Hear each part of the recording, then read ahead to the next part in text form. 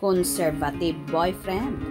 Si Paulo nga ba ang pumili ng isusuot ni Kimi? I've seen a lot of change, been through a lot of pain. Some things are not the same as they were a year ago, but all will be okay. I move on each and every day. Nagkaroon nga ng biglaang promotion ang Kim Pao, nina Kim Cho at Paolo Avellino sa Kapamilya Homecoming Trade Lunch event para sa first movie nila titled My Love Will Make You Disappear, kung saan magiging wild and fun ang new character nila dito. Directed by Chad Vidanes under ABS-CBN Star Cinema na malapit nang ipalabas. It's gonna be our first movie and our third project together, and I just want to say thank you to Paolo for doing this third project with me.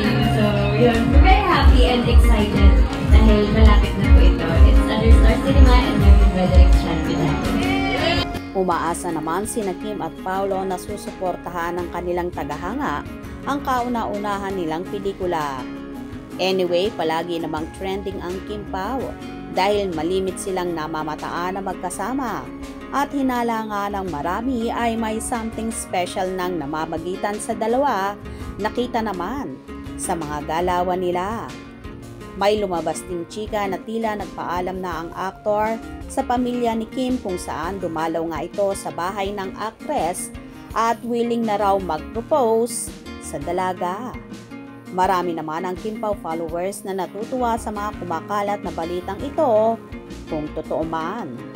Sila daw ang kauna-unahang magiging masaya na sa wakas daw ay pang forever na mauuwi ang pag-ibigan ng Kim Pao.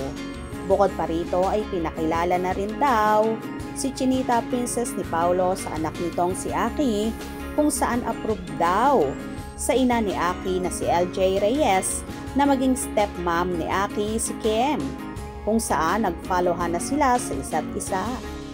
Mukhang so happy naman si Paolo na sumasang-ayon sa kanya ang tadhana at tila nakita na nga niya kay Kimi ang kanyang hinahanap-hanap na makakasama sa buhay para bumuo ng sariling pamilya. Samantala, usap-usapan din na tila may pagka-conservative boyfriend si Paolo kung saan tila siya ang pumili ng isusuot ng dalaga sa naturang event nila na makikita sa video na hawak-hawak pa ni Paolo, at sa mga larawan naman ay makikita na suot-suot na ni Kim ang naturang damit na yon. Kamusta ba? Ba't wala ka na cellphone? Well, abang-abang tayo sa magaganap sa Kim Pao na for sure.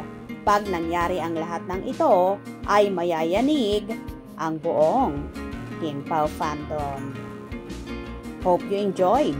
Please subscribe for more info.